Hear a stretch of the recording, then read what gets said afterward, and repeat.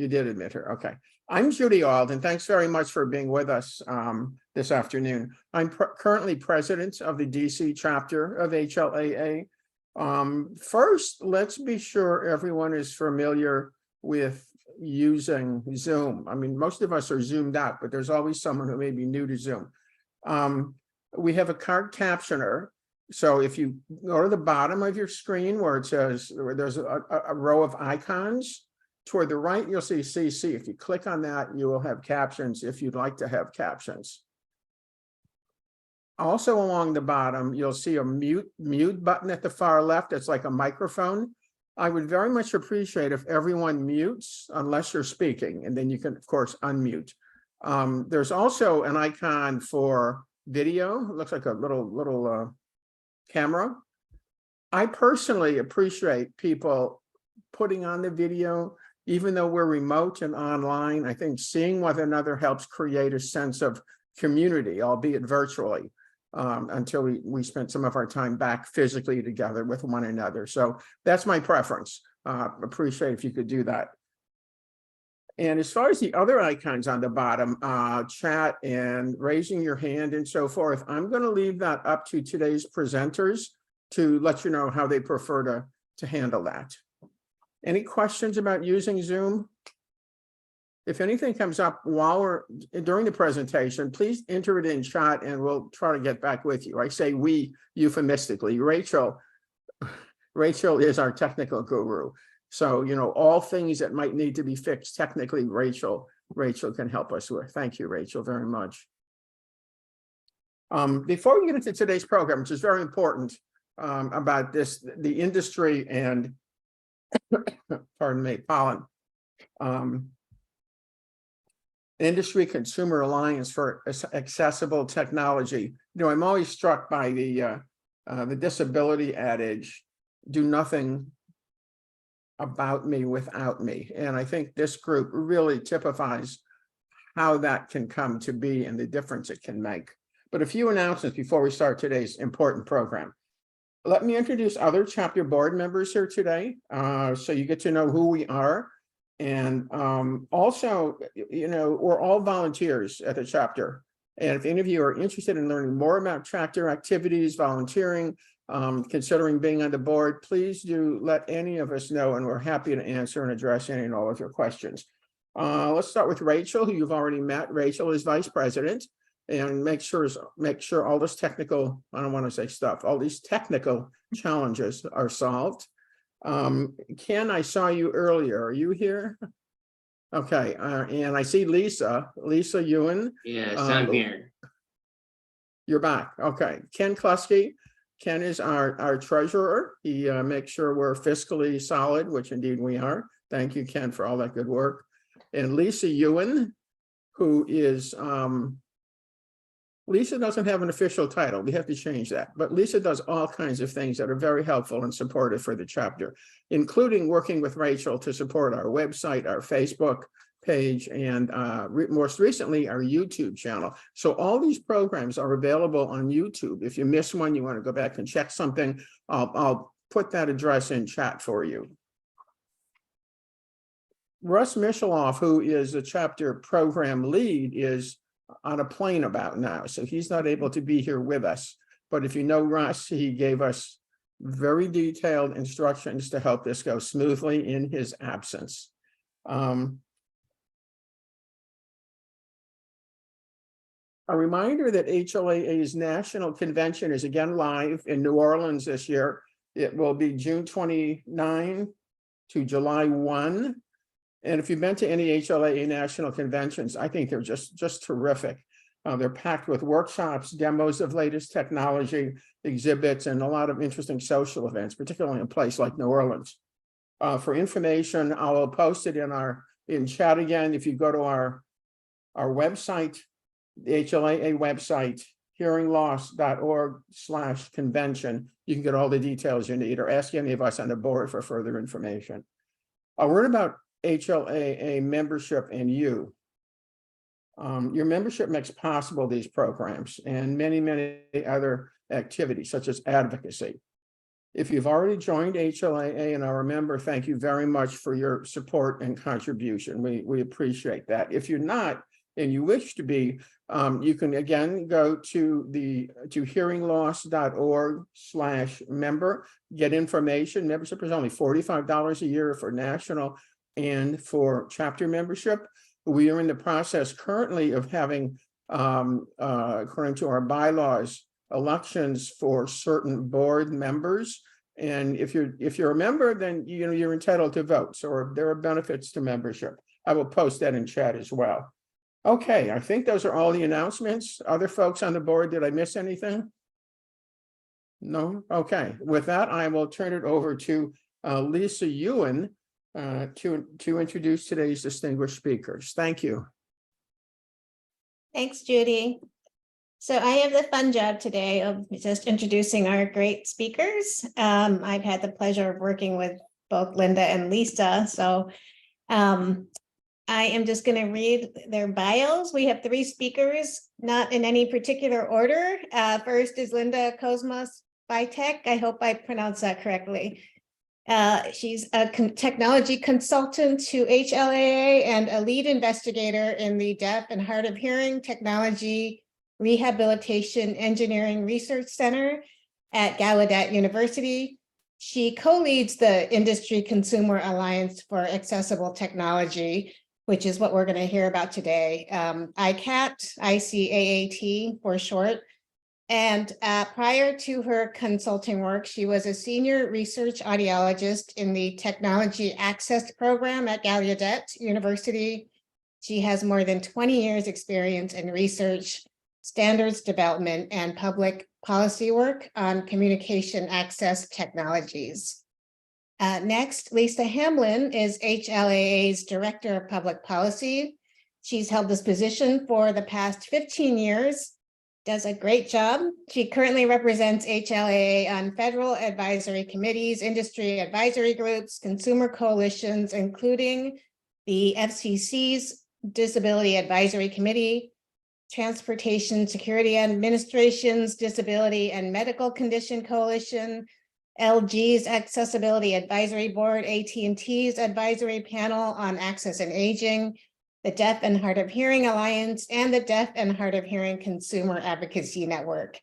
And she's also involved with the Montgomery County chapter. I get to work with her on that steering committee. Victoria Lennon is a senior communications specialist at the American Institutes for Research, providing communications and marketing support to a range of federal and foundation clients.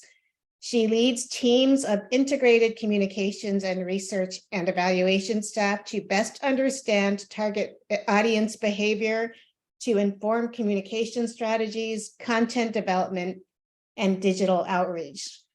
And so with that, I will turn it over to whoever is speaking first. And again, if you could just let people know if you would prefer questions at the end or throughout, and I'll keep an eye on the chat and look for people's hands raised as well. Okay, sounds good. Actually, I'm going to be the primary speaker today. So I'm Linda, and Victoria and Lisa are going to be listening really carefully to what I'm saying and making sure that I don't make any slips, or if there's something that I've forgotten, they will jump in. And of course, with questions, I may ask them to respond depending on the nature of the question.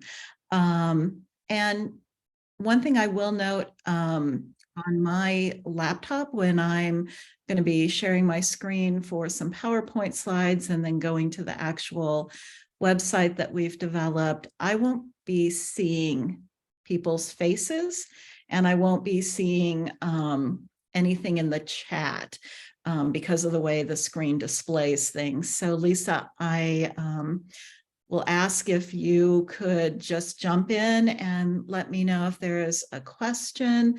I don't mind taking questions throughout. I may, depending on how many questions and how the time goes, ask as we're moving through that maybe we'll need to, wait after a certain point and try to follow up with those questions at the end. I will also note that with the slides, I set a space at the very top of the slide. So, you can move your caption box anywhere, but there's sort of a space at the top where you can place it and it won't interfere with anything you're seeing on the slides. I will be moving to a website, and at that point, then you may have to readjust where those captions are located so that you can best see both the captions and the screen. So I think that's everything. I'm going to start by sharing initially my desktop, and then I'll start the PowerPoint. Please take a look at my picture on my desktop. I just shared it, but I think it's fun. It always makes me smile, and hopefully it will do the same for you. So I have this little guy here smelling a flower, and it's always fun. Hopefully you're seeing that. All right, I'm going to go ahead and start my PowerPoint. And as you can see, there is this purple box at the very top where you can move your captions to if you care to. There won't be any content in that area as long as the slides are playing. We've already introduced Victoria and Lisa. Victoria actually co-directs this project with me, and Lisa is the project director for the project representing HLAA. And the idea really behind ICAAT, or the Industry Consumer Alliance for Accessible Technology, is to bring together consumers and industry for mutual benefit. And we'll get a little more in depth in how that we envision that and what we've created in order to have that happen. So I'm going to start out with a question for all of you, and I'd like you to think about the communication access technologies that you use. It may be an assistive listening system in a theater, automatic captions that you use for a video conference. Maybe it's direct audio streaming of a phone call to your hearing devices. So just think for a minute about those communication access technologies, and then I have a question for you. And that is, are you fully satisfied with how easy it is to use these technologies? So answer one is yes, you're fully satisfied with all of your technologies that you use. The other answer is no, there are things that could be improved. So I'm just going to see, maybe with a raise of the hand, or if you just want to, speak up, is there anyone who would respond, yes, I am fully satisfied? Okay, I can see one person. I'm sorry, I can't see everyone. Well, that's terrific. I'm glad you are fully satisfied. And then I'm wondering if there are people who would say no, there are things that could be improved. So if you think the second answer is for you, then if you could raise your hand and just give some idea. Oh, good. I can see some folks raising their hands. I'm getting a notification. I would say it's fairly typical for Lisa, myself, when we interact with consumers, particularly, around standards policy, and of course, interacting with industry folks who come and talk to us, that consumers generally say there's something that could be improved. And I think that's true almost no matter what kind of technology you're using, whether it's for communication access or something else. There always seems to be something that could be improved about it and provide a better experience overall. But what often happens, and this next set of pictures will sort of pictorially demonstrate that for you. And this is really a very famous illustration. And it was developed in the 1970s. And what it sort of describes, as you can see, is the pitfalls of poor product design and really the dangers of failing to properly listen to customers and interpret their needs. So we see, the first thing is what the engineer designed. The second is how the manufacturer made it, and then what the user really needs. Of course, this is an exaggeration and it's meant to be, but it's really quite a famous illustration. I think it makes the point really well that there can be failures, and those failures are typically in talking to departments, talking to each other, and industry talking to consumers. And that's really the issue that we hope to address with ICAAT. This is I think a quote that also gets exactly at the point that we're interested in making and the problem we're interested in solving. And that is when the designer and the maker and the user are all in different places, not talking to each other, you get designs that don't work. Now that may seem like an exaggeration, but many times things could work better if there was better communication between those who design things, those who make them, and the people who use them. So that's really what ICAAT is about. It's about creating a community that brings together consumers and industry. We've actually been working on this project for 3 years now, and we're going to be launching the website, and this is a virtual platform, very shortly, within, I'm hoping, in the next week or two.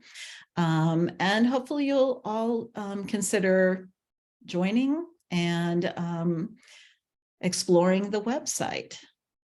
So the origin really of this particular project,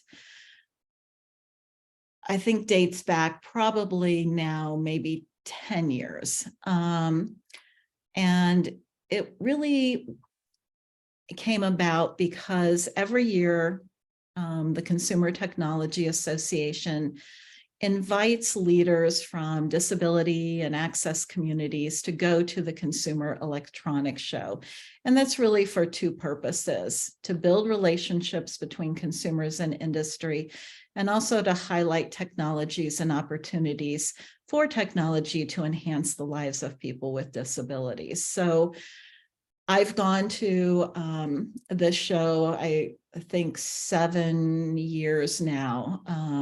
I've attended the Consumer Electronics Show as part of this program that the Consumer Technology Association Foundation developed. And over that period of time and being with other consumer advocates, I think that there were some things that we felt. First of all, that being able to see all of these technologies and the new technologies that were coming out was extremely valuable for us. We got to talk directly to companies and developers who were bringing these technologies out.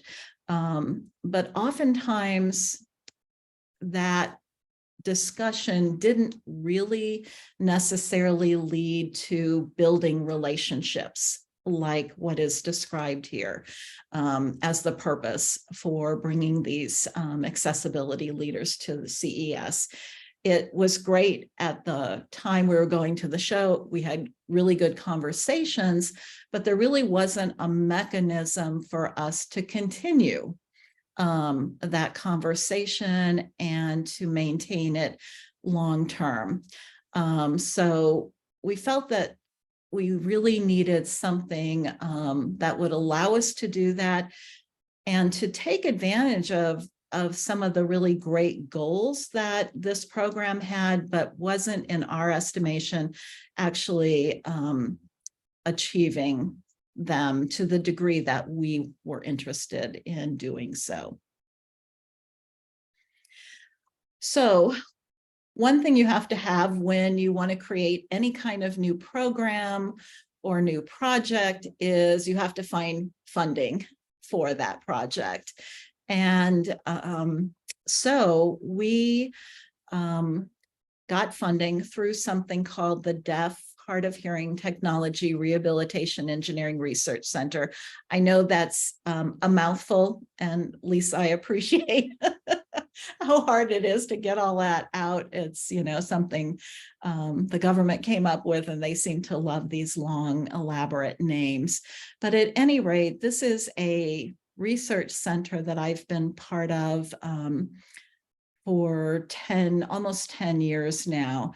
And one of the prior projects that some of you might recognize that this research center has done is the NCHAT program. So this was a program it was really a train the trainer program that we instituted, and actually Judy and Lisa both participated in that program with us. And so one of the things that the research center provides for is the ability to not only do research projects, but to do development projects. And that's where this comes into play for the concept we had around bringing industry and consumers together. So we wrote up a proposal for a development project within this research center, and it was part of about 6 research and development projects that made up this center, and that went through a peer review process with the National Institutes on Disability, Independent Living, and Rehabilitation Research. And that is under the Department of Health and Human Services. So we went through the review process, and of course, we're competing with other groups for this, and we heard that we were going to get what's called a site visit. That generally means that your project or your proposal scored the highest among those who provided a proposal. And then you have to answer lots and lots of questions from reviewers who read your proposal and then have follow-up questions. And what was sort of interesting and somewhat intimidating was this particular project that I'm going to be describing more in depth turned out to be the one that generated the most conversation among the reviewers for the proposal. And mostly because they felt that it was high risk, meaning will you get people to come and interact together? But they thought if it were possible to do that, that it would be high reward. So they saw it as a high risk, high reward kind of proposition. And in the end, we wound up getting funding. So that was sort of an interesting experience to go through the process of having to answer questions about this and to hear their initial thoughts about that. But in the end, we did get funding. This is funding for a 5-year period. As I said, we've already gone through 3 years that were devoted to strategic planning for ICAAT, and then the actual development of the ICAAT website that I'm going to be describing. We have another 1.5 or so years of funding remaining, and that funding supports me, it supports American Institutes for Research and their work on the grant, and it also supports HLAA and their work on the grant. So I've already named our partners, and there are 3. Gallaudet and HLAA have actually quite a long history of working together. And I mentioned the NCHAT program, but Lisa and I have worked together for at least 10 years on policy and standards work. So Gallaudet and HLAA have a very close relationship.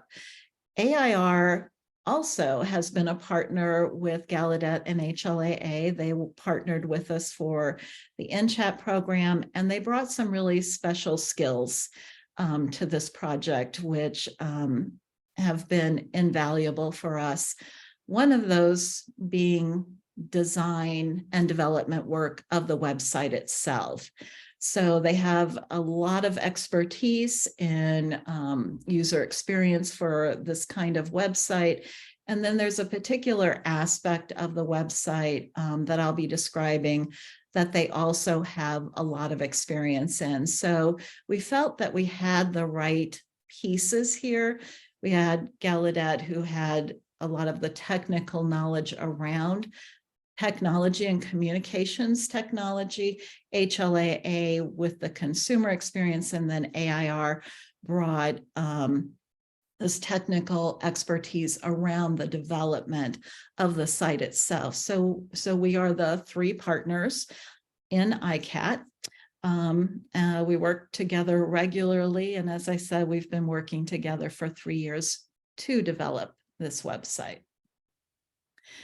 The site has really, or the program has both a vision and a mission. It's quite common to have these types of things. And what you'll see in our vision and mission statement is that they really reflect what I've been speaking about since I started talking with you all. And that is that we really want industry and consumers working together for mutual benefit. And we feel if that happens, it will help to ensure that new and existing technologies improve the quality of life for people with hearing loss.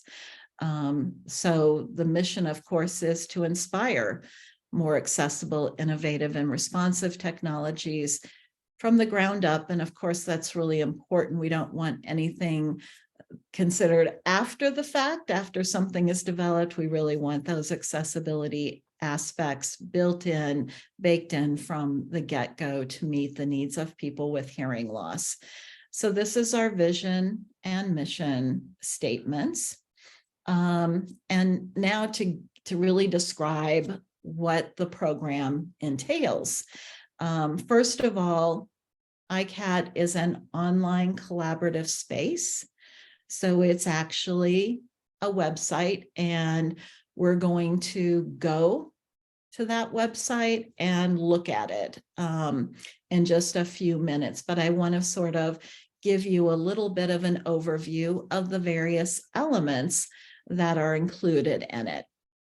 We believe that these elements are going to allow consumers and industry to interact with each other and do so in a number of ways. So the website itself has 4 elements, and they're described here. First is a tech forum that we have, and we'll be looking at that forum. There's another section or element called Co-Design Connect, and the idea behind this is to give industry a quick and easy, efficient way to describe and to post recruitment opportunities for design and development of products that consumers can respond to and participate in.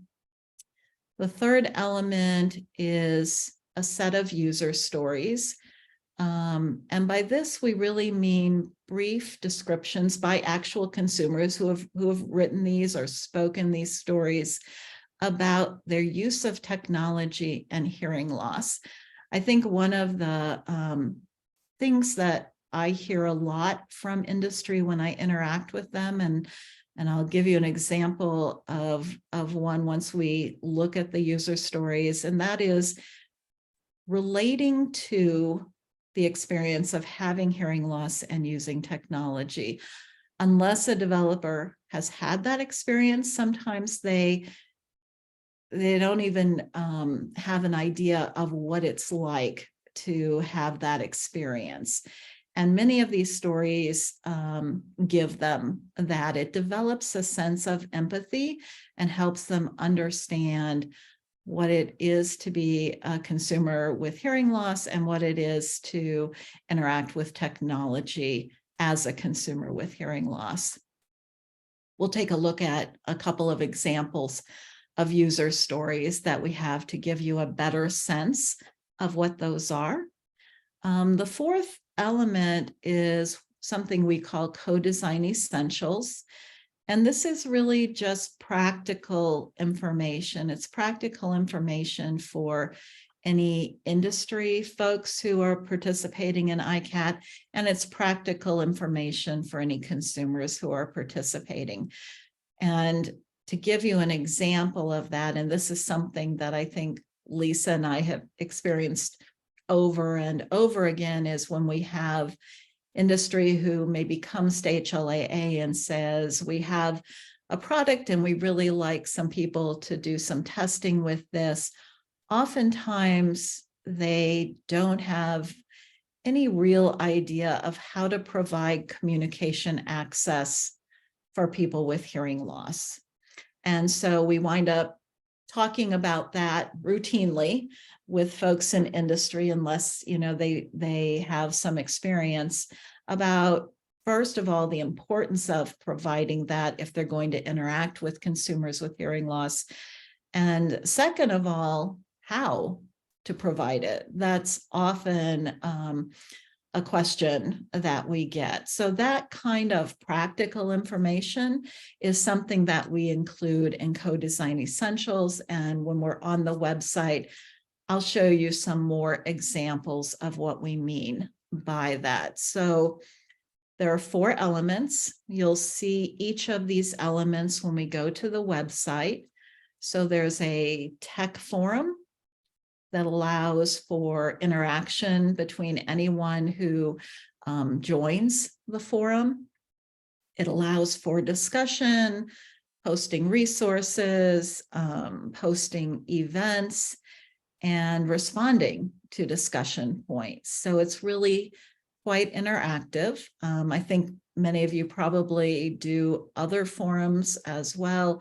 This one is specifically about technology and any type of technology, not simply hearing aids or cochlear implants, but it goes beyond that. Then we have a Co-Design Connect that is a way for industry to connect with consumers if there are opportunities to recruit consumers for product testing or research. We have a set of user stories that we will continue to add to that can develop a sense of empathy within industry, and as well as for consumers to read, because there may be some stories that they wish were included, and that there is a way for them to do that. And then finally, co-design essentials, where there's some of this practical information that we have found comes up rather routinely. And so we've sort of codified it, if you will. We've written it down so anyone can access it at any point in time.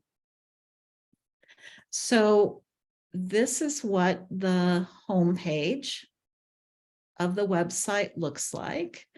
You can see that there is a logo here, a main menu, so it looks hopefully very much like any other website that you've seen.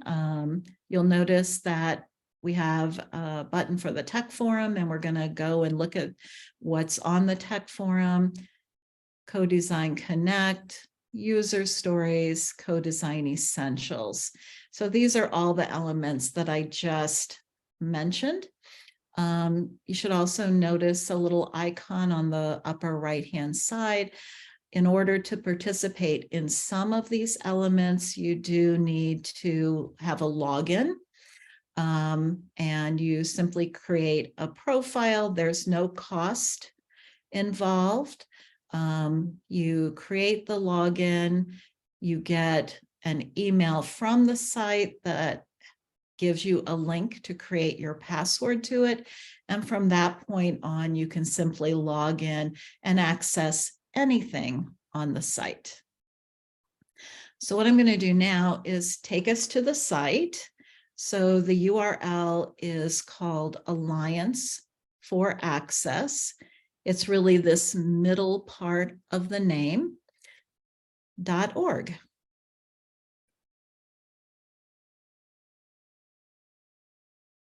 Okay, so I'm hoping now that everyone sees a web page. Is that right? Okay, terrific. What I'd like to do is just walk you through the homepage first of all. So I happen to have created a login as if I were a consumer versus someone from industry. And you do differentiate yourself based on one of those two identifiers. So right now I'm logged in, I have an account. And if we scroll down the page, you can see the various elements that I described before. If you identify as a consumer, that's going to be your default view when you go to the home page. And as you can see here, there are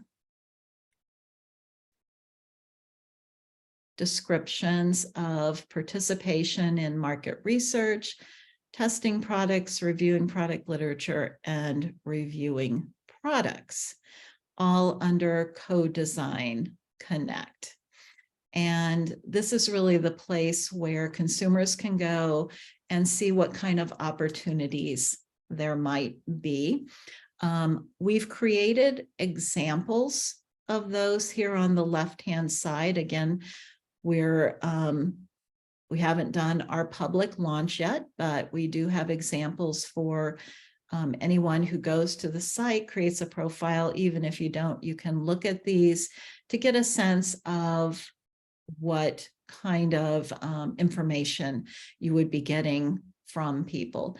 So just recently, Lisa and I received a request from two different companies for consumers participating, one in some work related to over-the-counter hearing aids, and in another case, it was a request for some information about television use and viewing. So just to give you an example of the kinds of things that we receive that might be posted under Co-Design Connect. So to see all the opportunities, so presumably there will be a number of these that any consumer who goes here can see. It takes you to a page here where it will list opportunities in a little card like this.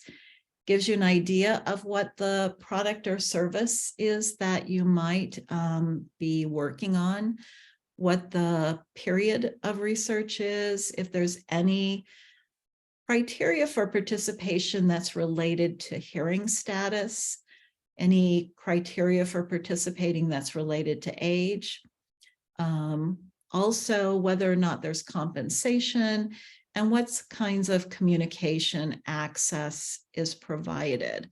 So these are the pieces of information that you'll be able to see on each of the cards. If something appeals to you and you think that this is an opportunity you might be interested in finding out more about or enrolling in, then you can click on this button and it will take you to a page that tells you how to let that industry participant know that you have an interest in the work, whether it's testing or research that they're doing. For the industry folks, they have the ability to recruit for any of these things that we've talked about: product testing, product reviews, literature reviews, and market research. And they also have the opportunity to request a consultation with hearing loss experts. So Sometimes there will be, for example, Lisa and I met with some folks who were doing work on self-driving vehicles.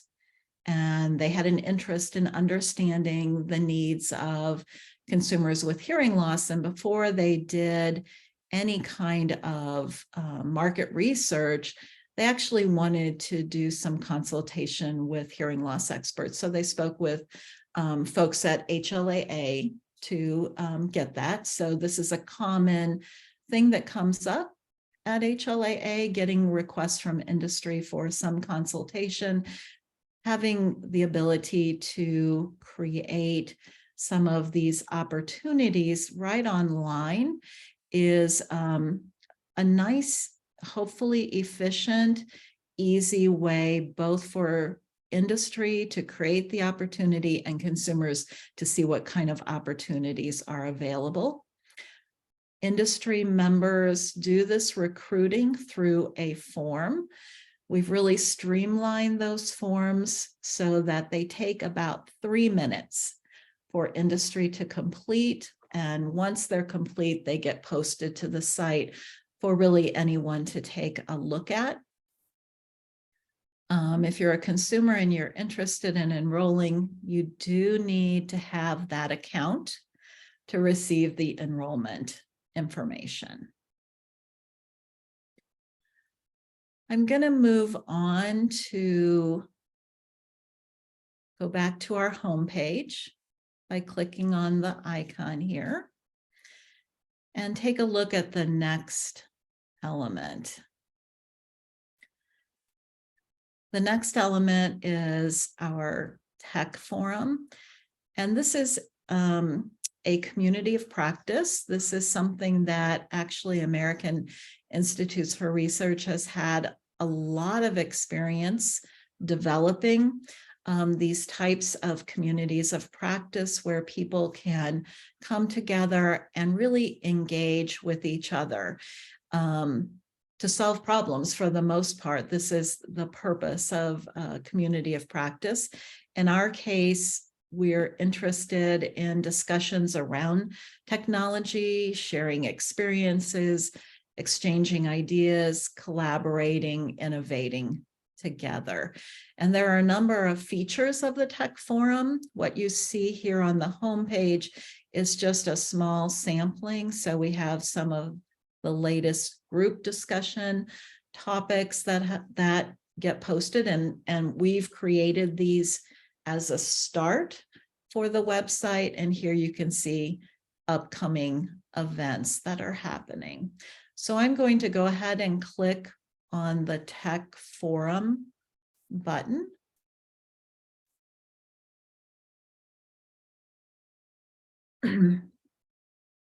And it takes us to, as you can see, the Tech Forum part of the ICAAT website.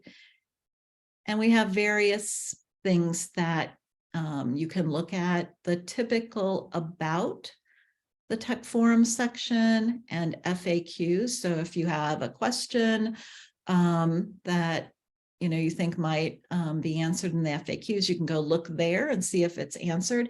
If a question arises that isn't in the FAQ, you can always scroll down and contact us and fill out a brief form to let us know if there's something that you're interested in doing or a concern you have that isn't addressed in those FAQs.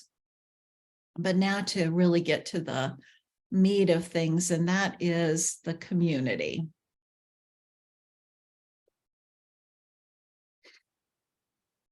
So our community really has a lot of different components, and that's primarily driven because there are so many technology topics that are of interest to consumers with hearing loss. And for each of these topics, we have different discussion groups. We found that people aren't always all interested in every possible topic. And so you can actually subscribe, if you will, to a topic. It's really a click of the button. It helps to curate any information that you may receive from ICAAT directly related to the interests that you express. So we have group discussions on ASR and speech to text, communication access, diversity, equity, inclusion, and access, personal hearing devices, OTC hearing devices, environments related to acoustic and lighting, wireless audio connectivity. There may be a topic or group discussion that you feel isn't there. I can certainly think of one that I probably would be interested in adding, and that's around telehealth. And if you participate in the tech forum, and you do need to have an account to do that, if you find that there's a group topic on technology that you think there needs to be a group for, you can actually make that request by simply clicking here. And we can add another group. We can divide a group up so that we have a lot of flexibility in creating and curating information around particular topics. Wireless audio connectivity, we'll click on that one so you can view the group. We start out by describing the topics within the group. I happen to be a member of this group. If you are not interested in a topic any longer, you can unsubscribe. And you can also add content. And I think this is really important. You don't have to be an administrator like myself of this site in order to add content. Anyone can add content. Of course, we have particular expectations around behavior on the website and terms of use for the website, but we really want it to be participatory. And the only way really for the site to grow and do well is to have people participating. I realize that not everyone likes to participate actively all the time at the same level. And so really the site does allow you to be super active, post a lot of content, pose questions, respond to discussion topics, post a resource, or just to come in and really peruse, say, a group discussion.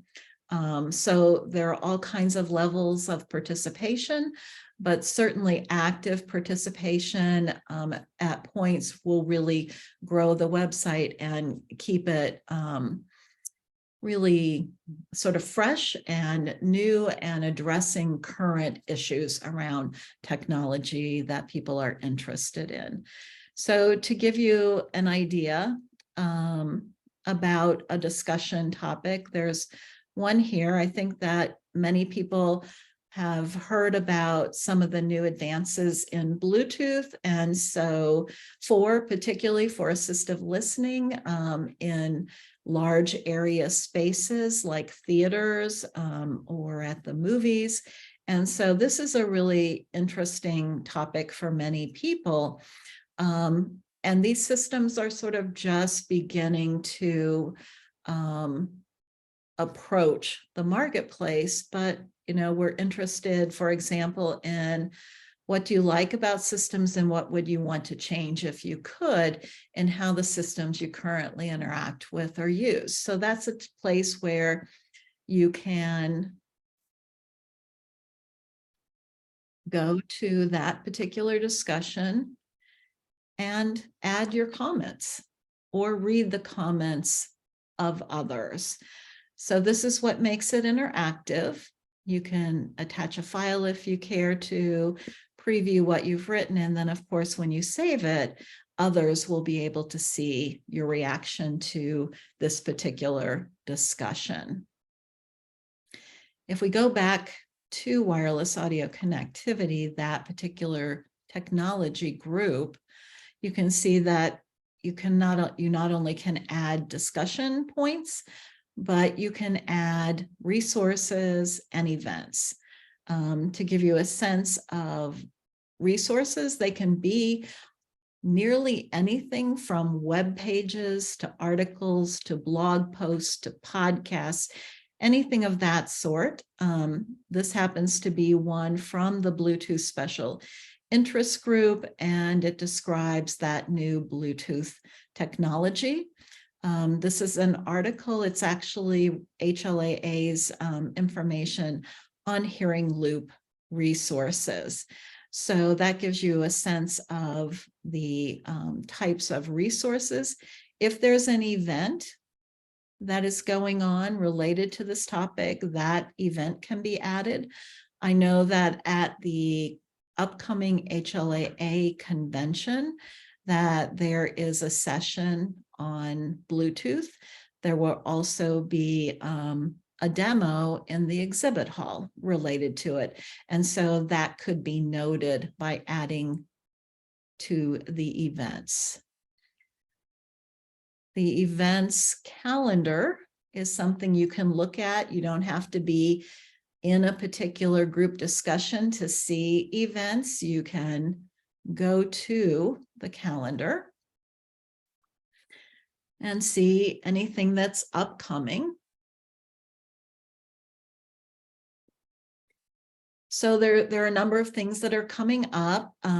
We post things, at least I have been adding things that are both consumer and industry related. So this particular conference is the American Academy of Audiology. It tends to be for audiology professionals.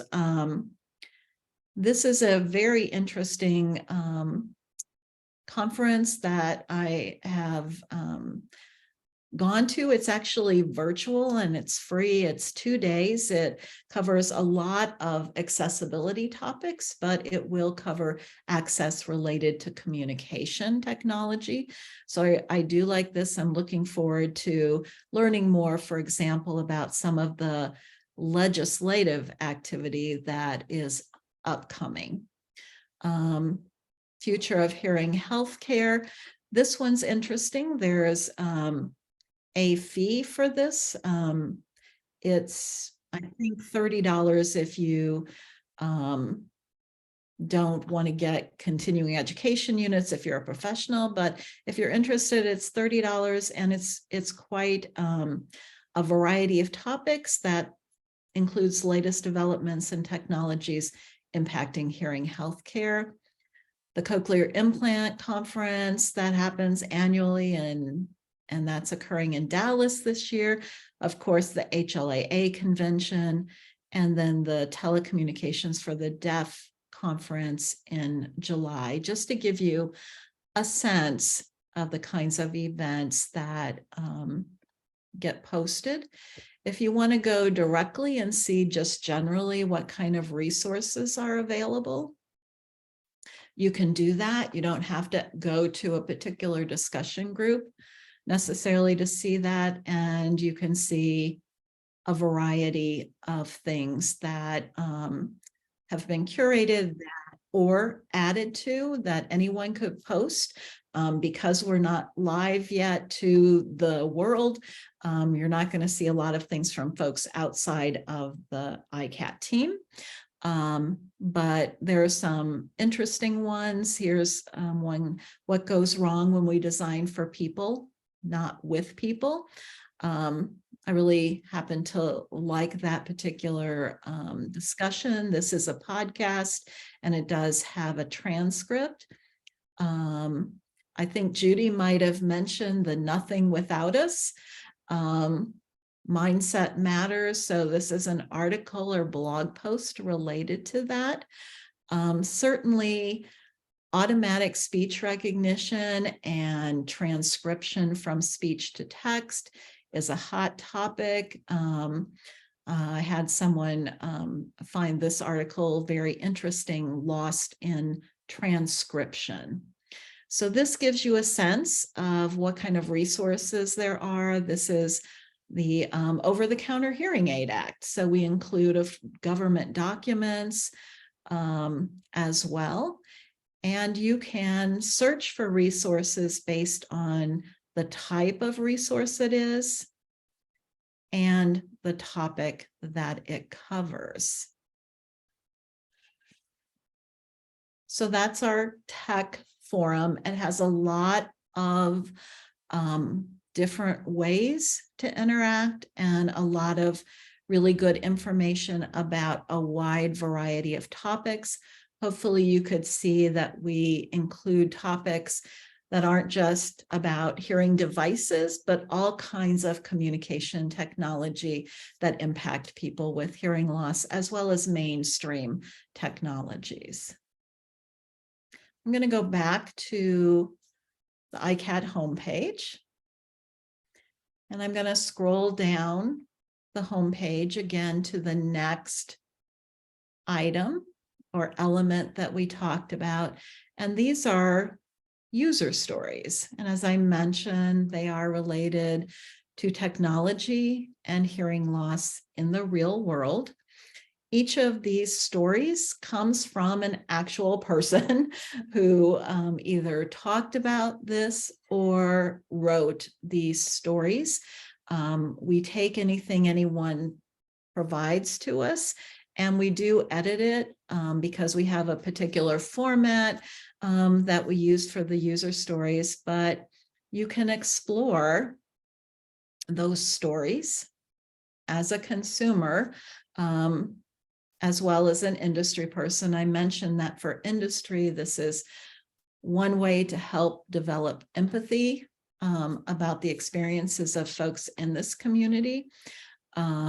But as a consumer, I think it will be interesting to see how people react to the stories. And as I mentioned, I had a person reviewing some of the site for me, and they said, oh, we like the user stories, but we didn't see a story that talked about the benefits of remote microphones. I really love the technology, and I think there's a story that should talk about how good this technology can be.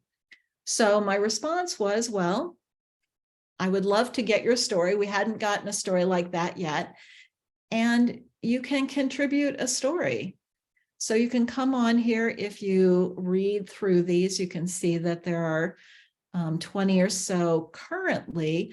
But if you are like the person who was reviewing the site for me, you might say, my story is not there.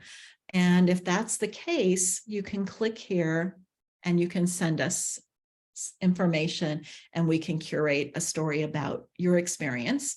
All of these stories are anonymous. It's not as if your name gets associated in any way. And we do take care to make sure there's nothing personally identifying that could point to you as an individual. But it is a nice way for people to share their experiences. I'm going to go to one of those stories. And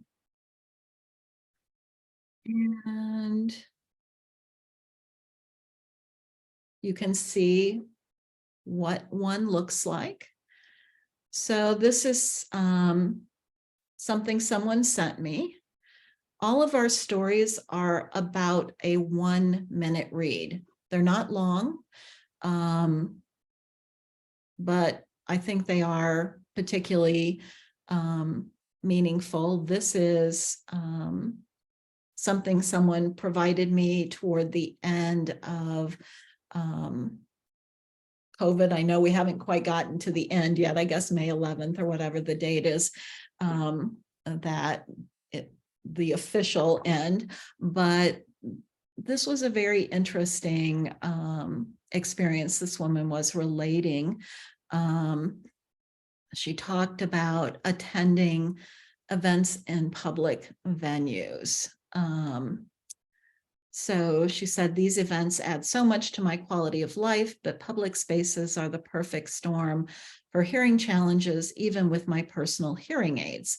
The noise of the crowd, the considerable distance from presenters, or the PA speakers and reverberation. Just think about all the events you attend in public and the entertainment and educational value they gave you. It can be a great escape from the news or work, the family stress, and it creates lasting memories with family and friends. When I can't hear at these events, I end up sitting in a large crowd, watching their collective reaction to the event, guessing at it. It's like I am behind a glass wall. It's one of the loneliest feelings in the world to me. So this was, I bring this particular story up because I was meeting with someone from Bluetooth, and we were discussing their broadcast audio called Auracast. And the person mentioned to me that they were having a difficult time really relating to developers, the experiences that people have with hearing loss and access to events in large areas, that they just didn't get what's the problem with that. And so I said, well, maybe a story like this would be of interest to those developers. So I took him to this story and let him read it. And he said, I need to have a link to this website because I want to share this with those developers. So it made an impact on him, and hopefully it will continue to have this kind of impact as time moves on and we're able to curate more timely stories about technology. So I mentioned that you can contribute a story. You can let us know that you want to do that. The other thing that you can do is, if a story like this resonates with you, if you feel like this is my experience too, I can relate to this, you can click here to indicate that. So it's a simple click of the button. It's not unlike the thumbs up that you see, some of the icons that you can use that, oh, I agree with that, or I like that. But in this case, it's really about relating to that story and whether this story is something you can relate to. So while in some ways the user stories are to help develop empathy among industry, it's also a way, there's also a way for consumers to provide their reaction to these stories as well, by letting us know if they relate to those stories. And then, of course, if they have a story, contributing a story with us. I'm going to go back to the main page and go to our fourth and final element on the home page, and it's down here at the bottom, called Co-Design Essentials, Practical Information for Consumers. So this is really information for consumers. We have a variety of topics here. You can click on anything here and then click here to learn more. But I'm going to take us back up to the top of the page, because with the main menu, you can also get to those essentials and you can see the various topics. In fact, you can see what industry participants can read about, and you can see what information we provide to consumers with hearing loss. So just to give you an example, understanding product design is something we wrote up as something that we consider essential information. You know, you may not do a product review for industry, but we all know product reviews are in our life every day. If you use Amazon or almost any other online service of that type, there are product reviews, and we learn to rely on those. And so Oh, I'm sorry, I clicked on the wrong one. How to provide a product review. Sorry about that. So here's how to provide a product review. We provide 5 tips. Nothing that we write is particularly long, but we hope that it's descriptive and clearly written and understandable. But it provides you some tips for providing a good product review. This is useful, of course, for other consumers who are reading your reviews and for industry who does read reviews as well. But it's practical information, and it's something that we've also received requests about. What kinds of things, if I'm reviewing a product, what should I say? How should I structure that review? And this provides you with some guidance around that. We can also take a look at co-design essentials for industry participants. These are topics we get asked about routinely. By the numbers, people often want to know how many people in the United States have hearing loss, as an example. People want to understand more about, well, what about people who use sign language versus people who don't? We address that here. Often they're interested in the kinds of hearing technology that's used. They may be quite familiar with hearing aids, but not very familiar, for example, with cochlear implants or even assistive listening technology that people use. This is one that we emphasize, communication access, because of course, if industry is trying to interact with consumers, we think that it's really important for them to provide communication access, and we say so here. We can take a look at this one. It describes a little bit about why communication access is important. And then we have topics related to real-time captioning, assistive listening systems, sign language interpretation, communication ground rules, all, of course, within the appropriate context. Of course, if it's a virtual event, you wouldn't have assistive listening systems, but we describe what that particular access is. For example, real-time captioning. We talk about the difference between CART and automatic speech recognition. And then for each thing, we provide some best practice guidelines for implementing those. And we do that for each of the communication access items that I reviewed, all the way down to communication ground rules.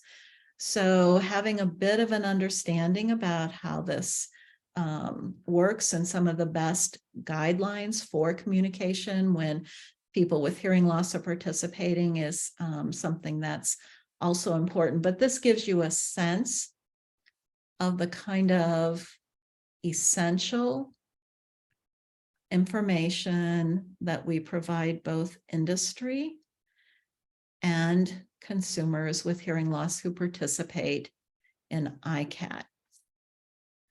So I'm going to go back to just the main page again. And I'm going to pause here because I think I've been talking probably for about an hour straight. And I'd like to know if there are any questions, any comments. I'd love to get a reaction. If there's something on the site that you would like to see more about or have more of an explanation, I'm happy to do that. As I said, we'll be launching the site in a few weeks, meaning live to the world. And we're hoping that you'll explore the site and create a profile and join us.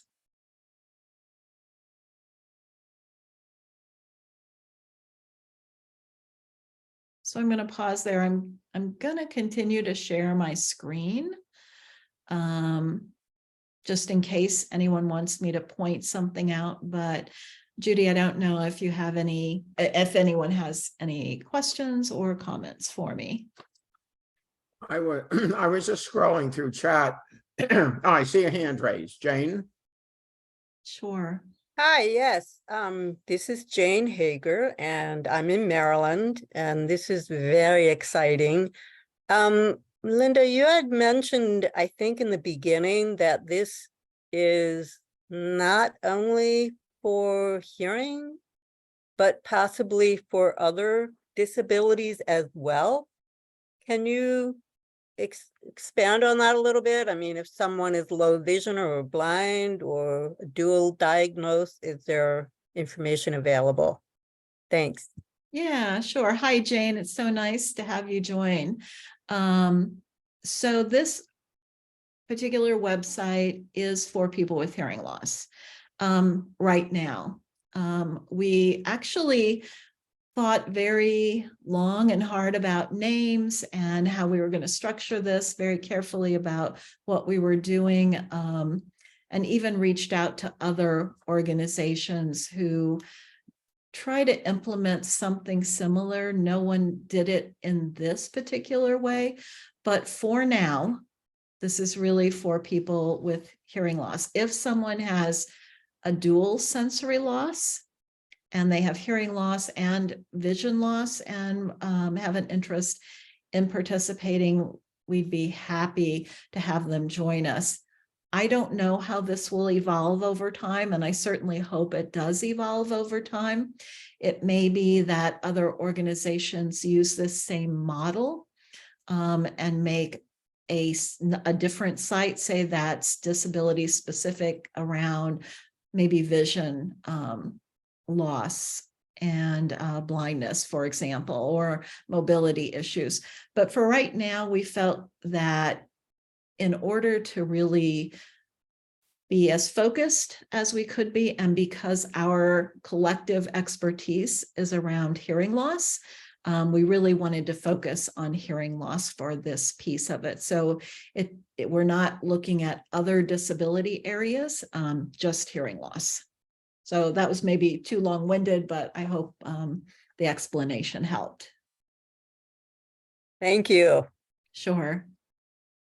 We have two questions in chat, but before that, I see Larry, your hand is raised, and we'll get to the two chat questions. Hi, Larry. It's great to see you.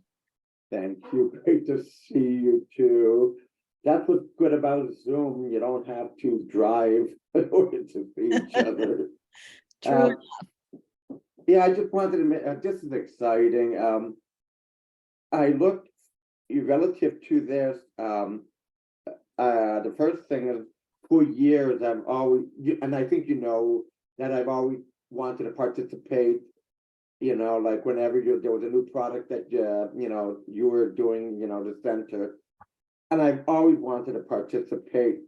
And this looked like a perfect opportunity to indicate, hey, I'd like to participate. I think I have something to share. It also allows me to know. So I think there are other people like me who have that desire. And it just gives an opportunity, because otherwise, often you don't know how you can get in the ground rule or be part of a beta project. So I like that very much.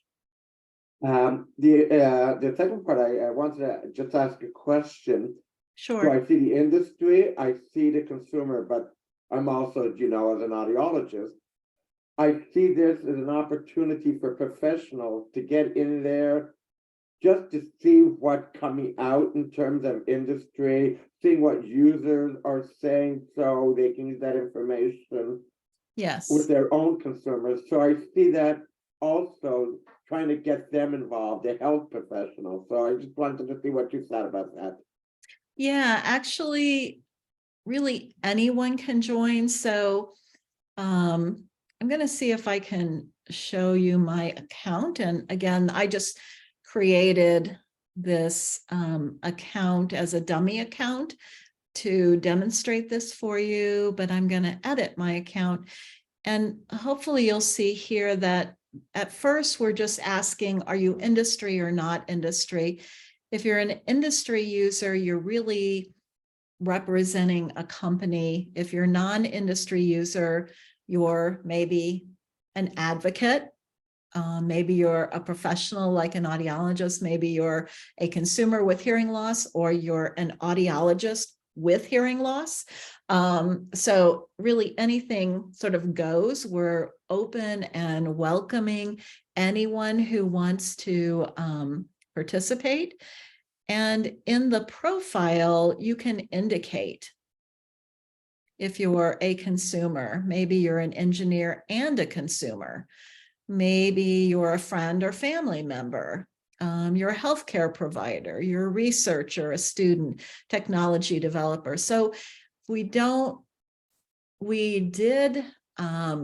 differentiate consumer and industry in some ways for convenience, to make it clear, this distinction. But in the end, we know that there'll be many people who have an interest in this, and they can join and identify in any way that they would like, or even as other.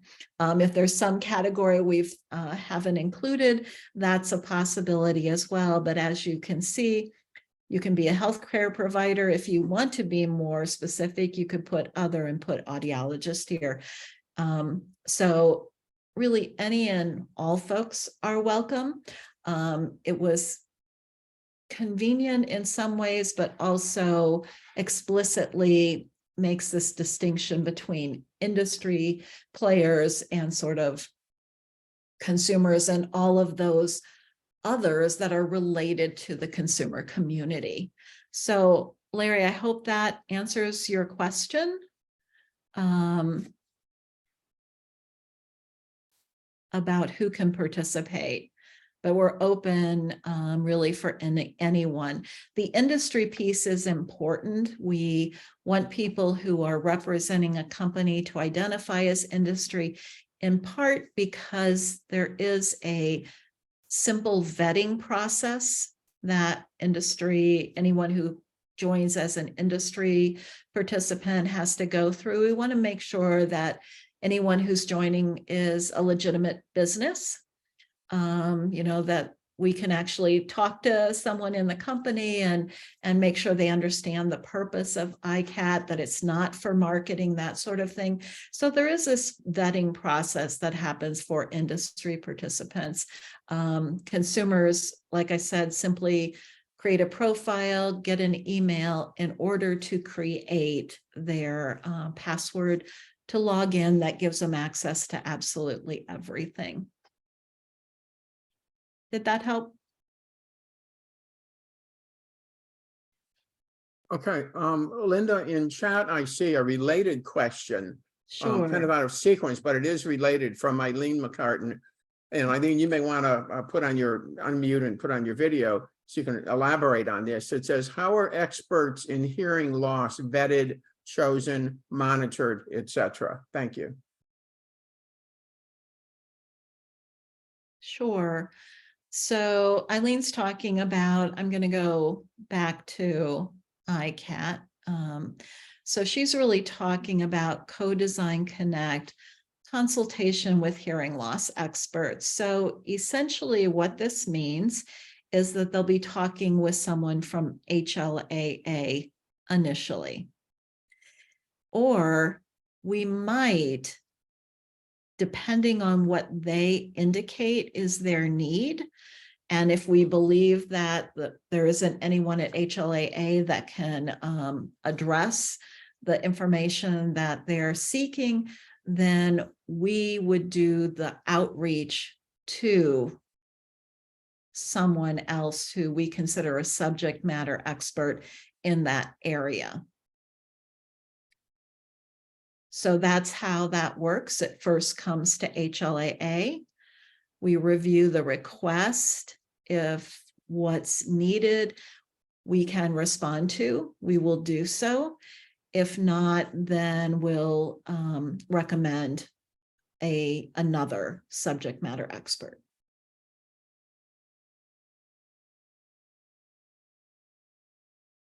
you. Eileen says she's having problems with her video. Eileen, I assume that answered your question because there isn't a further question. Is there a way to monitor bias? This is a further question from Eileen. And could she write a little bit more about that? I'd like to. Yeah, make sure I Eileen, might you understand. unmute even if we can't see you to further explain your question? Thanks. Oh, okay, can you hear me? Yes. Okay. Yeah.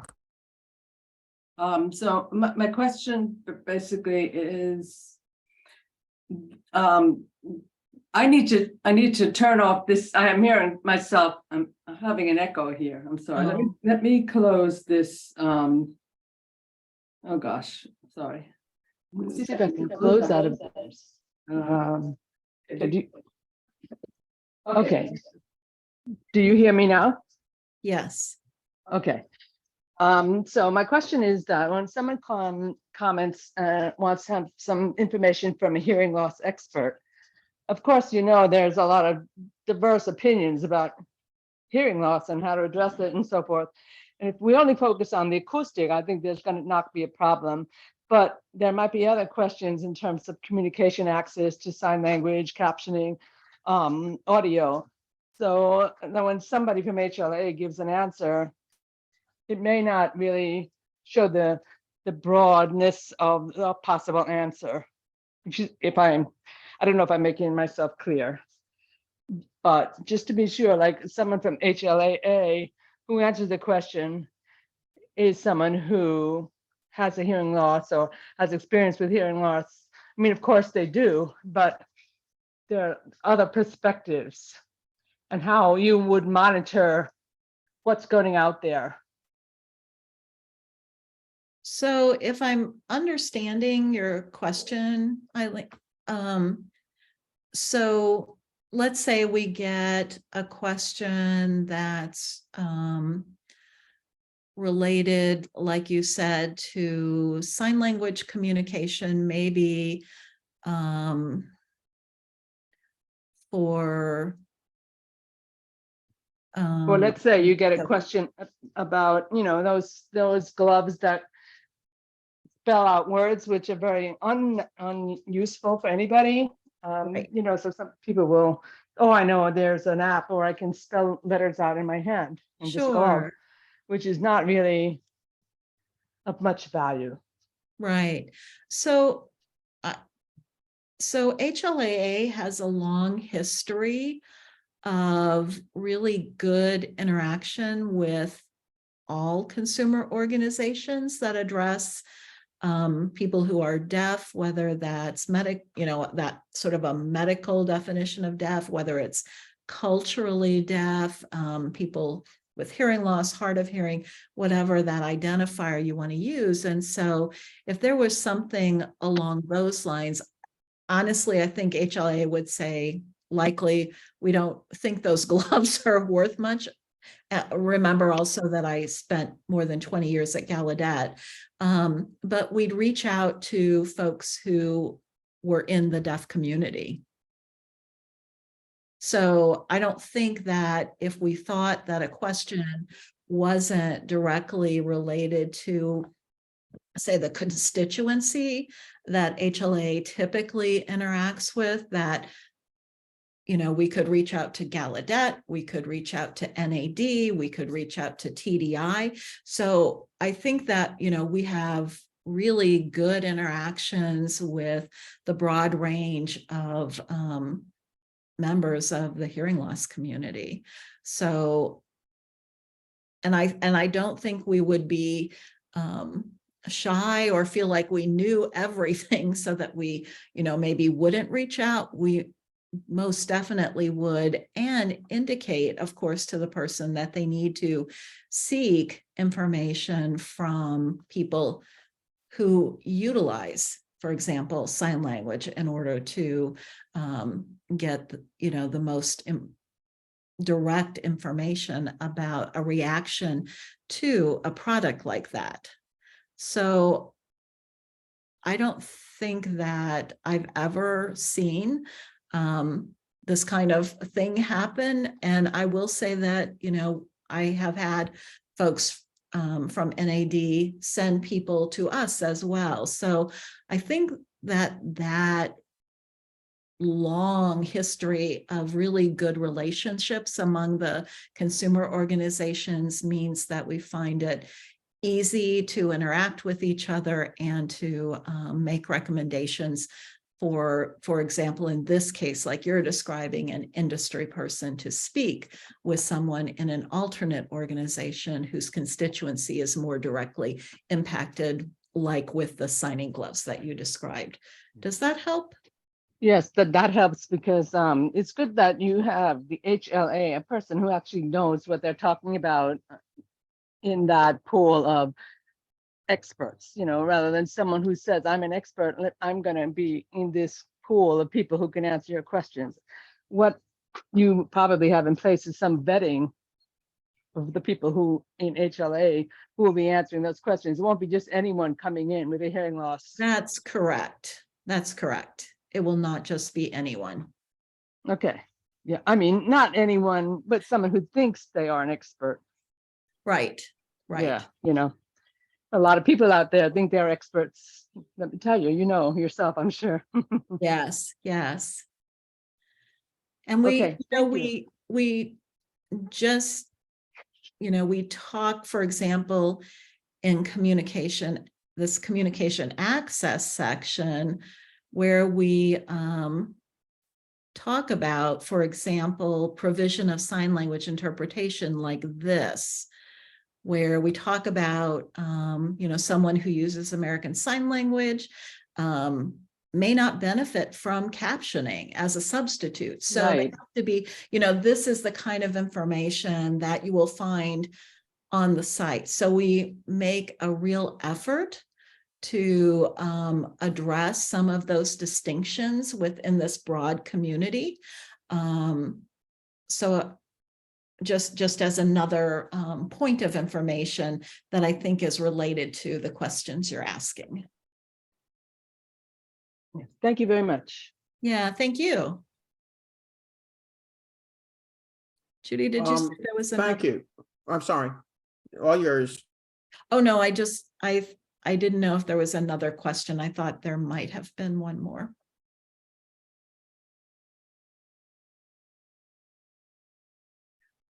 I can't hear you, Judy, if you're talking. Warren has been very patient. She had a question in chat. Thank you for your patience, Noreen. And she says, and you again might want to unmute yourself, Noreen, so you can speak further to this. But she says, I love the site. What is your intended audience? What would guide someone to the site? Well, I'm glad that you think it's terrific. Part of getting people to come to the site has to do with getting the message out that it's available. Obviously, so that's something that we'll be working on in probably about 2 weeks. You should see a press release that this is happening. Of course, we're doing talks like this one for HLAA chapters. We've communicated with other folks. You know, we have a whole list of people and organizations we think would be important to reach out to let them know about this. Victoria is really our communications expert, so she's leading that in conjunction with HLAA's communications person. So, you know, this is sort of a question of marketing, making sure that people become aware of the site. There's a one of the pages on the HLAA website talks about ICAAT and will redirect people here. We'll be making contacts with all of the industry folks that we know. So we're going to use various channels to get this information out to people, and of course are happy to talk about it with anyone who is interested. We'll have, for example, a booth in the exhibit hall at the HLAA convention. So we're doing our best to get the word out. You're certainly free to share this information with anyone that you think might have an interest and be interested in participating in some way. So, as I said, we're using various channels, and that work will be kicked off with the press release that I mentioned. Hi, Linda. This is Noreen. Hi, Noreen. I think what I'm hearing is that this site will be readily available to what I think of as the hearing loss in crowd, the people who are involved in HLAA and various organizations, and people who are already in the industry, et cetera, et cetera. Yeah. But there are people. Mhm. Excuse me, but there are people who are walking into Costco and buying hearing aids over the counter. Are you hoping to reach out to a broader audience, or do you really want to kind of stay focused on the people who are active and involved in doing the kinds of things that you mentioned? I would say we're hoping to get lots of different people joining. We need all of those perspectives. Of course, if someone's already engaged with HLAA, it will be much easier to have them engage with ICAAT.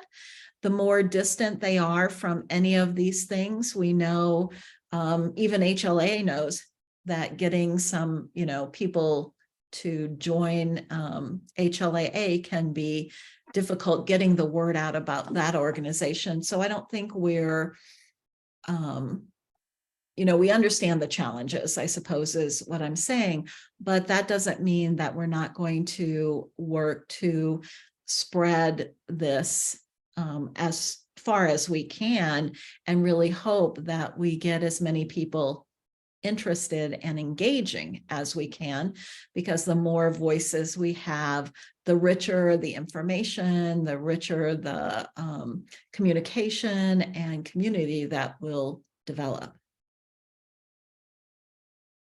And I'm happy to hear any ideas, for thoughts about how to engage sometimes difficult to reach communities or people. Well, I have one that just popped Okay. into my head. Just Yes. popped into my head just a second. In settings where closed captioning is accessible and can be requested, I would suggest putting your site information on the screen. For example, a movie theater. Just have a little blurb at the bottom, that says, if you have interest, go to this site. We have lots of information for you, and you can contribute information. How well did this work for you? That just something that came to mind. So you're going to reach a pretty broad audience of people who are actually using the technology. Right. Yeah, thanks for that suggestion. I think, it's a good example of how much technology can reach a very diverse audience, right? Captioning is one of those things. I think, of course, the other piece of that is we have some practical aspects that sometimes are hard to bridge, if you will, because to get that on a screen in a movie theater, that sort of thing can be challenging. So I think we're going to do this incrementally. I think that's what we have the capacity for. We actually have to consider, of course, what we have the capacity for, but grow incrementally and increasing the outreach as we go. But you give a great example, so thank you. You're welcome. Larry, we'll get to you, I promise. Sorry. Eileen, that's the good news, right? When so too many people want to be involved, that's the good news, Linda. I'm happy Eileen? to answer any questions if I can. The Eileen McCartan, who is the executive director of the Northern Virginia Resource Center. Yes. Some of you may know her. I do. think she was also in the NCHAT program. Correct. So she offers an NCHAT to say NVRC can assist, which is lovely. Oh, that's great. Thank you so much, Eileen. We'd be happy to get you information. And that prompted me to wonder, you know, having been involved with DC, starting up this Office of Deaf, Blind, and Hard of Hearing, which is very deaf centered, the whole staff. But 38 states have a similar office. You know, it might be worthwhile to contact them because their constituents should be interested in this. Yes, I would think so. Actually, we have done some outreach in a couple of states, so that's on our to-do list. So yeah, I think that I love getting these suggestions because you know, we're bound to miss something, forget something, whatever. So it's great to have the interest and these offerings of, you know, possible ways to reach out. Thanks. Sure, and Eileen further says, celebrate communication, which actually HLAA participated in last year in Virginia. Celebrate communication is in mid-September. It might be something ICAAT would come to share information with the broader community in person. So you may want to say a little bit more about that, Eileen. If not, I'll get to Larry's raised hand. But I think obviously the interest is there when you talk to groups like this. Yes. Eileen. Yes, you're right, Judy. I think, you know, the key is getting people to create a profile and go on the site and post. I think, you know, that's really key, like in the tech forum. Ask a question, post a resource. So we hope people will be active in doing that.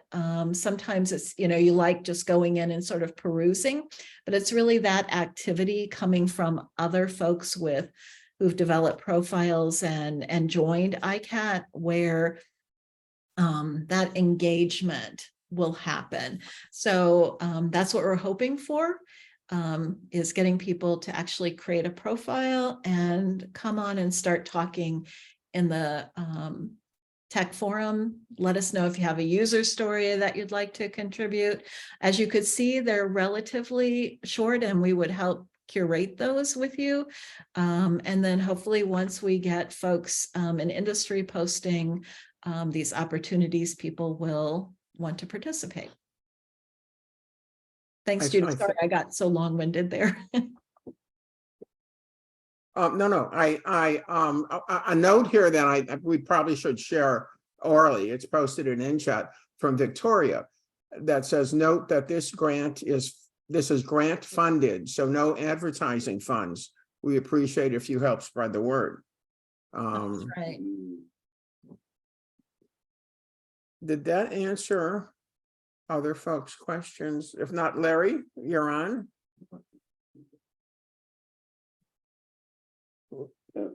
Thank you for your patience. Oh, no problem. I was put my hand up waiting for everybody else's questions to go up first and then see when it might happen. First, I wanted to ask about earlier, you know, like if Gallaudet was involved with HLAA for a couple of years where consumers would pose questions to headquarters, you know, relative to their situation. They would have trouble with their hearing aid or devices. And so for a while, we were participating and answering questions. I thought of this site as if there might be individual, like this is a much better opportunity where consumers can go into here possibly to share issues that might be involving them, and then an expert would reach back to them depending on what the type of problem is. So one is will you some way even solicit experts, you know, in different areas, so you have a pool of experts that depending on the situation can then funnel the question.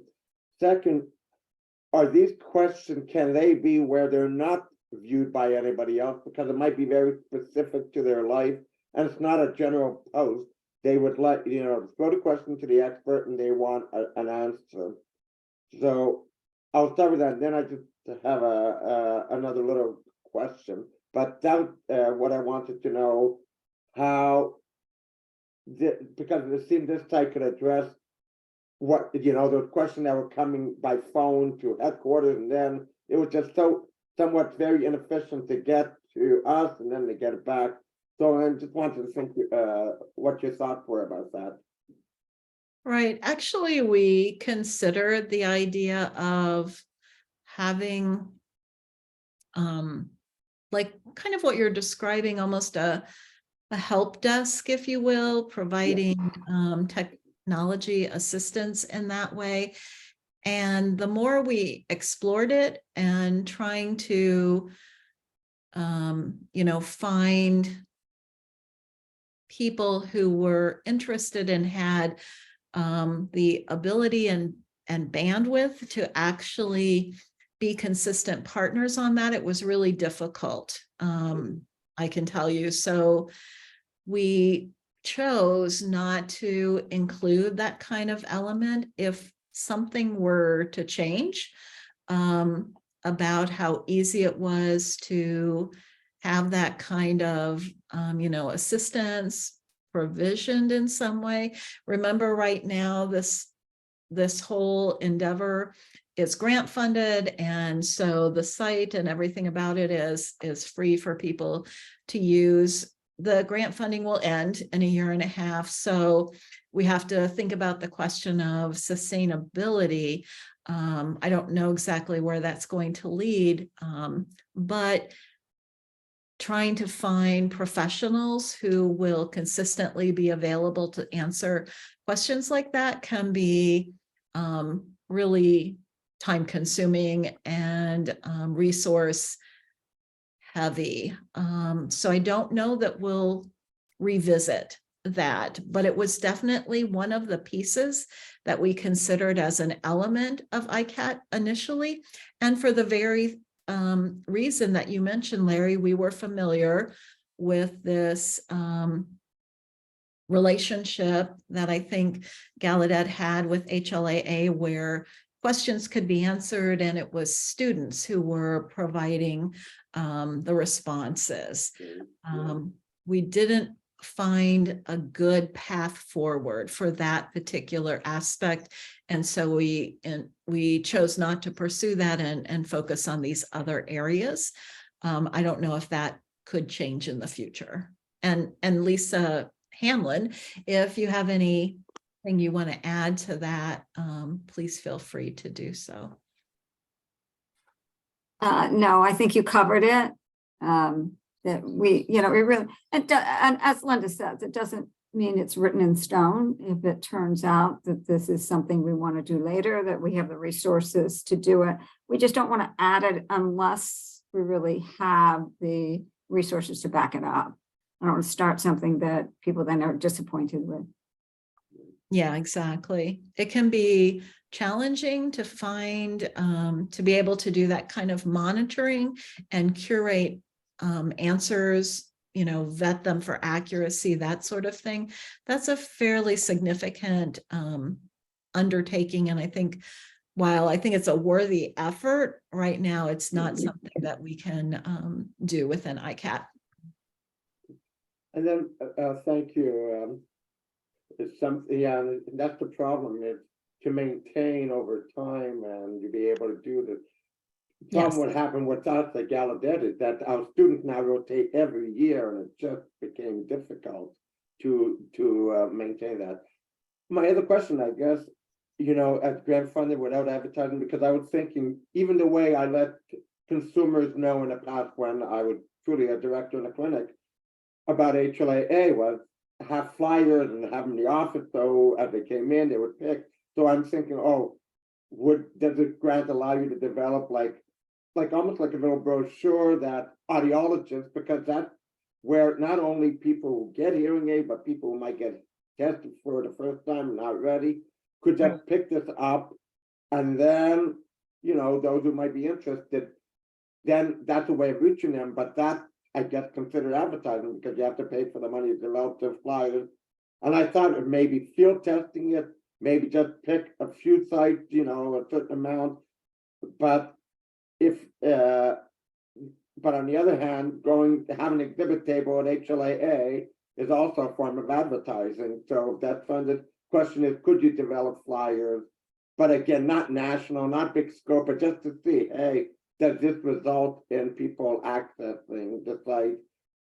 So just something I wanted to throw and say, could this grant fund something like that to see if it could work to increase access? Yeah, absolutely. So of course, we don't have unlimited funds, but we do have some funding available for certain things. So we have in the past developed sort of postcard size, not a brochure, but something that's postcard size that you could hand out. So we definitely have the ability to do that. It's limited in scope, but we have been actually doing that. The idea of doing something targeted, it's certainly possible that as we move forward and we begin to have people coming in and, developing their own profile and participating, that through that interaction, we may find some, key participants that I think there are probably going to be a lot of things that I'm hoping will reveal themselves in terms of avenues to get engagement. But yes, so we have some funds, some limited funds, and we have done exactly what you're describing to a limited degree, like with postcards and that sort of thing. That sounds great. And I like the idea of, when you think of word of mouth, so if you get people who become members of theirs and they say, how I have the ability to reach out to other individuals. And so if I could have like 20 postcards or 30 or whatever that they could then do, then you get like a pyramid kind of thing where they're able to be your best advocate. That sounds like the best way to do it. I like that. Yeah. Thanks, Larry. Oh, you're welcome. Thank you. Okay. Larry, did you have further comment? I just wanted to read one thing again from chat because I think it's important for this group to know. The question was from Jane Hager. Can a profile be created now, even though the site isn't live yet? And Victoria answered, yes, you can create a profile now, Jane. So no need to wait. You can act now. I had a related question. You mentioned this is a 5-year grant and there's a year and a half, and you've done wonderful things to get this set up and created. Very exciting. But in the year and a half left, what will you be measured on to look towards sustainability of this kind of resource? So one of the things that has to be created is a sustainability plan. So moving forward, ICAAT will become really part of something HLAA can offer to people who are interested in HLAA and ICAAT, so it will become part of the organization. So we need to have that sustainability plan. And so I've, for example, talked to the HLA board of directors a couple of times about ICAAT. So they are familiar, of course. Barbara Kelly, who's the executive director, is familiar, and she's one of the people who went to the Consumer Electronics Show with me. So she's well aware of this work. And so part of it is, having the organization input as to how that will look in terms of sustainability beyond the grant. So, in some ways, we have done all of this work and, maybe you feel a little bit like, okay, we've created the site, yay, we're done. But in fact, this is really a starting point. It's not an ending point. It's a starting point for a whole nother facet of this project. And so The grant is really about development. And we've developed the website, as you asked, what kind of metrics are we looking at? So part of it is, you know, how many people join, for example, how many people visit the site. These are fairly, excuse me, common metrics that get used for that kind of evaluation. So we're going to be taking a look at those things. Do we get people contributing user stories? Do we get people, you know, industry creating postings for these opportunities? So there's a bit of what I would call bean counting, if you will. So looking at all of those numbers combined. So some of the very typical ones, how many people visit the site? Because you can access some information without creating the profile. Like you could read every user's story without creating a profile. But if you're an industry person, you can't recruit for consumers to participate in your research or your testing opportunities without creating a profile. And if you're a consumer, you can't get the information about how to participate, like the email address to reach out to a company to indicate your interest. And the tech forum, you have to join to be able to participate. So there are some aspects that are open, all co-design essentials, all this information open to the public without creation of a profile, but there are some really key features that you must create the profile for in order to have access to. The tech forum is, of course, a huge one, as well as Co-Design Connect. Those are our two sort of flagship pieces that to participate in, you need the profile. But if you're looking for information, like on communication access, for whatever reason, that's available no matter what, as are the stories. Did that answer your question, Judy? Yeah, absolutely. Thank you very much. I mean, that's what I guess what I was trying to understand is the access points. Yes. And kind of the value structure to those access points. So the Yeah. profile is really important.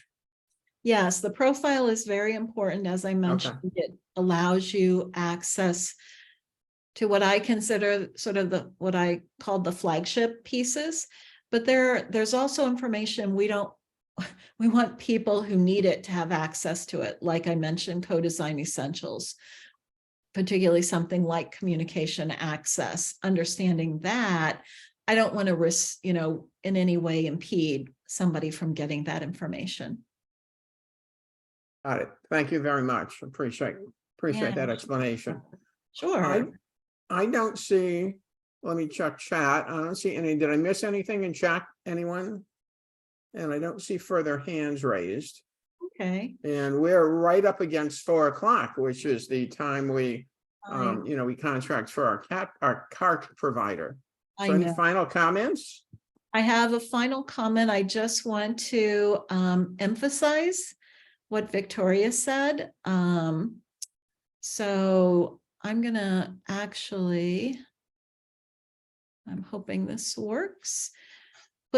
Put the website down and just let people see this URL. It's allianceforaccess.org. And as Victoria said, you can create a profile right now. It is a live site. We just haven't had the press release to make this announcement to the world, but don't wait. It'll happen in a couple of weeks, but you don't have to wait. You can go ahead and go to the website, create a profile. If you run into any issues, use that contact form to let us know about those. You can access the contact form whether or not you create a profile. So if you have an issue, let us know. If you run across something that seems like a bug, or, you know, if you feel there's information. I know Eileen mentioned bias. We worked really hard not to have that on this site. But if you feel there's something that we have perhaps said in a way that should be adjusted, please let us know. So we're open to any and all comments, and really can't wait for people to begin using the site. And I appreciate in particular the opportunity, Judy, to describe this to your group. We appreciate your effort. I seem to recall being at an HLAA convention a handful of years ago, and you had passed the first hurdle in your application for this project. I began to understand what it was about, but I know it's been a long process with what looks like a tremendous yield to your effort. Exciting stuff, exciting stuff. Thank you very much, Linda. Thank you, Lisa and Victoria. And we have two other Lisas. Lisa, our cart provider, appreciate your good work as always. And let me just, make sure that people get that website address. You posted it in chat as well. And if everyone on this call takes action to go into the site, considers a profile, I think that's a great first step to be supportive of this effort. Yes. I will. Yes. I will. And post something to our tech forum. That would be terrific. Anything else? If not, let me again express my appreciation. And I have one final announcement, if I might. A quick reminder that our next program is Sunday, June 4th with Meg Walhagen. I'm probably mispronouncing her name. I'm sorry. Discussing autotoxic medicine, both prescriptions and, surprisingly to me, some over-the-counter meds.